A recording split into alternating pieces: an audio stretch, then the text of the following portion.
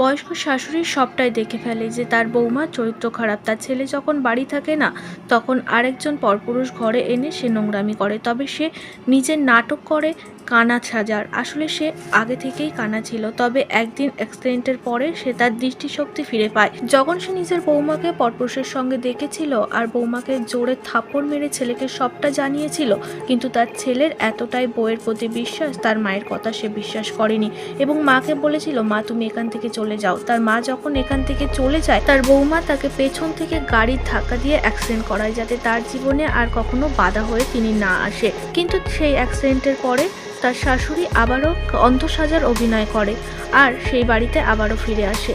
বৌমার সব নোংরামি দেখার পরেও সে চুপচাপ থাকে আর প্ল্যান করতে থাকে। একদিন অন্ধ সেজে তার ছেলেকে ফোন করে ডাকে। তার বৌমার বয়ফ্রেন্ড যখন বাড়িতে আসে, সে সেই ঘরে একটা পার্সেল করে ক্যামেরা লাগিয়ে দেয়। তার বৌমার সুপের বলে শরীর গরম হওয়ার ওষুধ দিয়ে দেয়, কন্ডোমের মধ্যে আটা লাগিয়ে দেয়। অন্ধ সাজার অভিনয়ে বৌমার সামনে গিয়ে বলে, বৌমা তোমার মনে হয় কোনো একটা বন্ধু আসছে, তুমি যাও ঘরে গিয়ে আনন্দ করো, আমি বরং ঘরে বিশ্রাম করি। এই বলে সে ঘরে গিয়ে তার ছেলের অপেক্ষায় থাকে।